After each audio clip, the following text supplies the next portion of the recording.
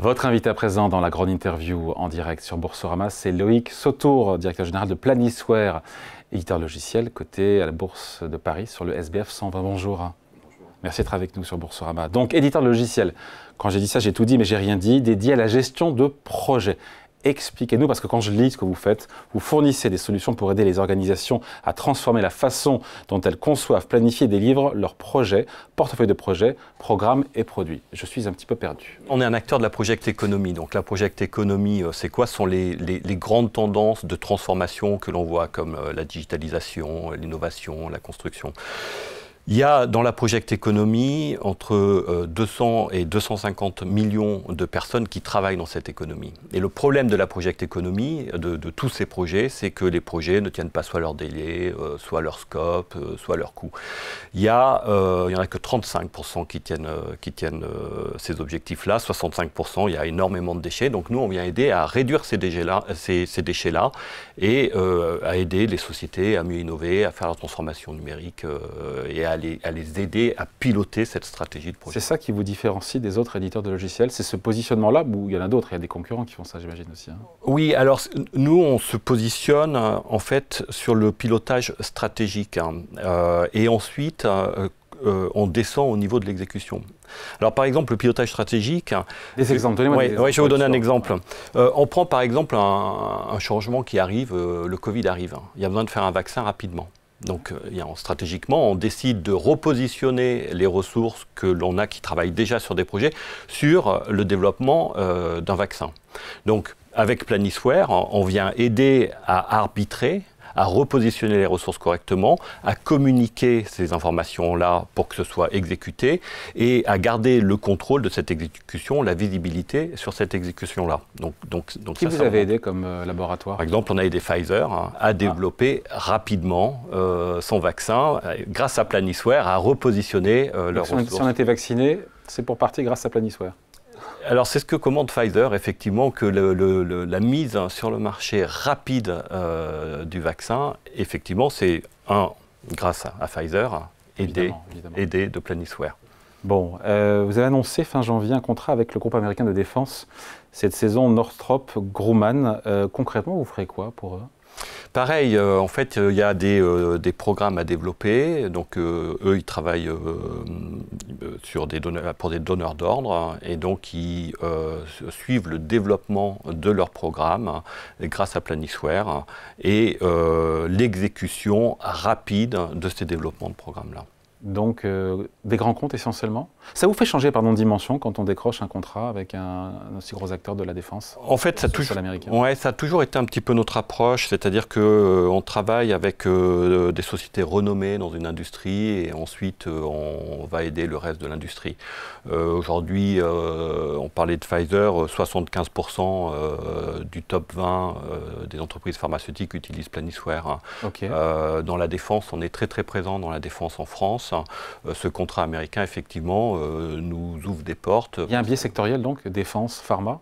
Il y a un biais sectoriel, non, pas seulement, mais par contre, notre différenciateur, c'est d'arriver avec un savoir-faire. C'est-à-dire qu'on arrive vraiment avec des solutions aux problèmes de nos clients.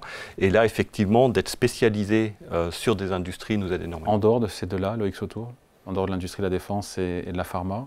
L'automobile. Vous avez qui comme client? Stellantis, BMW, Porsche, Ford. Donc des grands comptes. Des grands comptes. Dans la chimie, tout ce qui est... La taille moyenne d'un contrat avec... Alors on a deux produits. On a un produit Enterprise, donc qui est effectivement destiné pour les grands comptes. Et ensuite on a un produit Orchestra, qui lui est plus pour des petits comptes ou des départements. Donc il peut avoir quelques dizaines d'utilisateurs, où on vient apporter effectivement... Un gros contrat sur une année, ça rapporte combien? C'est plusieurs millions d'euros. Vos concurrents directs, aujourd'hui, si on devait... qui sont vos concurrents directs? Alors le concurrent direct, c'est le tableur. Aujourd'hui, vous seriez surpris le nombre de sociétés qui gèrent leur stratégie avec un tableur. C'est has-been de faire ça? C'est has-been, ça ne permet pas de répondre rapidement aux changements de stratégie que l'on doit opérer. Donc ça ne fonctionne pas très bien. et c'est là-dessus que Planisware va aider. On voit bien, le monde change. Il y a besoin de répondre rapidement. C'est là-dessus que Planisware aide, c'est à repositionner les ressources rapidement. Sur Porsche, me dit Porsche comme client, concrètement, vous faites quoi pour Porsche? On aide à la fois les projets informatiques et les projets de développement de véhicules. Bon. Vous avez publié vos résultats fin février. Ils sont supérieurs aux attentes. Franchement, vous êtes en bonne forme, quoi. Il n'y a pas de... Non, sauf s'il y a un truc, un cadavre caché dans un placard. Enfin, tout est dans le vert. Hein. Oui, tout à fait. On est en bonne forme parce qu'on a d'une part, on a une société qui s'est très bien développée, une grande récurrence dans nos revenus. On est en forte croissance. Ouais. 17,5%, il faut le dire, de hausse du chiffre d'affaires, 184 millions d'euros. Et cette année encore, vous vous attendez entre 15 et 20% de croissance. On peut faire ça tous les ans, pendant combien de temps? Et je vous le souhaite. Hein. Oui, alors effectivement, c'est notre trajectoire historique, et c'est la trajectoire... Historique depuis... depuis que... La boîte a 30 ans. Oui, la boîte a 30 ans, et en fait, on a fait une transition de SaaS, donc de logiciel en tant que service, et depuis qu'on a fini cette transition, c'est la croissance que l'on opère depuis. Donc effectivement... Donc, sur les 5 prochaines années, vous êtes à l'aise pour avoir entre 15 et 20% de croissance par an de vos revenus? Tout à fait, parce que la project economy est une économie qui se développe énormément. Il y a peu de concurrents, il y a beaucoup de tableurs Excel à remplacer. Mais en dehors des tableurs Excel, il y a vraiment quels sont vos concurrents sinon en dehors des tableurs Excel? Mais en fait, il y a des concurrents plutôt au niveau opérationnel. Donc on va voir des sociétés telles que Monday.com, Asana, qui sont plus au niveau de l'exécution. Et pas de la stratégie. Et pas de la stratégie. Ah, oui. La valeur, elle est sur la stratégie, évidemment. La marge d'EBITDA, chapeau, 35%. On peut faire mieux, d'ailleurs, que 35%. On est sur l'asymptote, là. Oui, ce n'est pas notre objectif.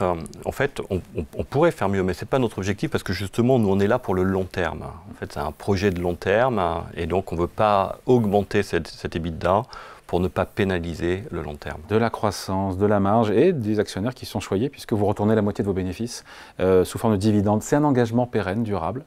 Oui, tout à fait, pareil, c'est un engagement, c'est ce que l'on a fait historiquement et donc on continue de faire.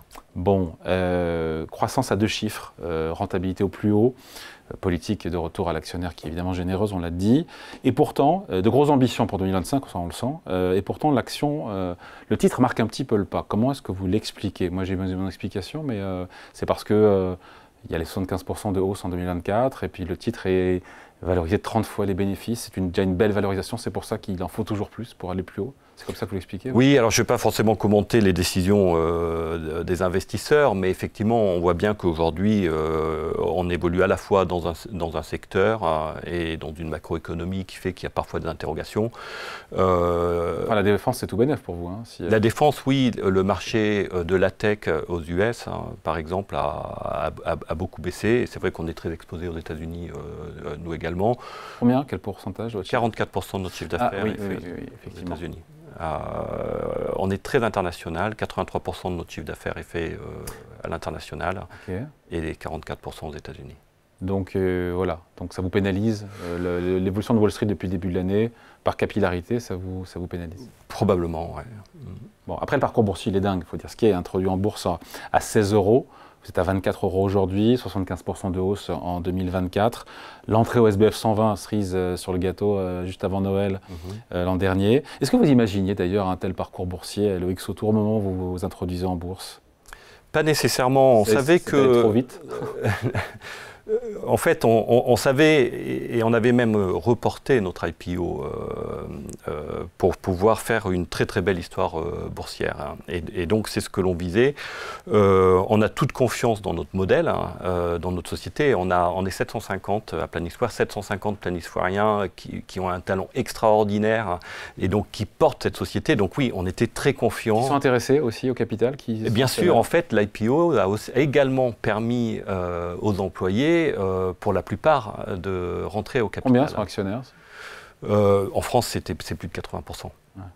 Donc un magnifique parcours boursier qui, encore une fois, pourrait se poursuivre. C'est vrai que vous êtes monté à 30 €, on l'a dit, voilà. Enfin, le moins 20% depuis les plus hauts, c'est ça, c'est le retournement du marché américain. Oui, c'est ça, ce sont des fluctuations de marché.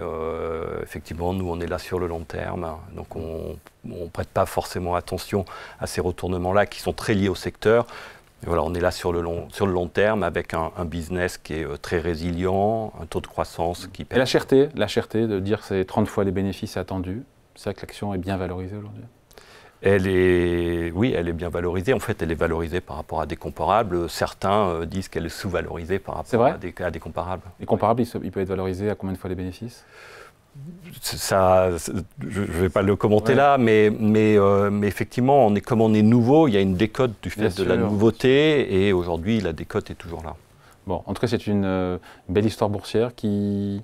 Vous vous battez pour qu'elle se poursuive et qu'il y ait encore des belles pages à écrire, j'imagine. Oui, il y a des très belles pages de business à écrire, et effectivement, le parcours boursier. Et malgré l'environnement, pardon, on pourrait croire qu'on est dans le monde de oui-oui, mais malgré l'environnement géopolitique, la guerre commerciale, les guerres tout court, ça ne change rien, votre business développement? Au contraire, ça fait beaucoup de projets. De mettre des barrières douanières va générer beaucoup de projets qu'il va falloir gérer, des repositionnements stratégiques qu'il va falloir opérer. Et donc plus de barrières douanières, c'est bon pour Planisware? Oui, bien sûr, parce qu'on aide beaucoup les projets de supply chain. Donc juste sur cet aspect-là, c'est bon pour Planisware parce qu'il va y avoir besoin encore plus de Planisware. Et donc quelque part aussi plus d'incertitude, plus de brouillard, c'est aussi bon pour eux? Non, parce que là, l'incertitude fait prendre des délais dans les décisions. Donc ça, c'est pas bon. Par contre, une fois qu'on a besoin de se repositionner, il faut réagir vite. C'est l'exemple du vaccin de Pfizer. Il faut réagir vite, il faut se positionner, et donc il faut des projets pour faire ça. Allez, merci pour cet entretien avec vous. Loïc Sautour, directeur général de Planisware, invité de la grande interview en direct et en replay sur Boursorama. Merci à vous. Merci.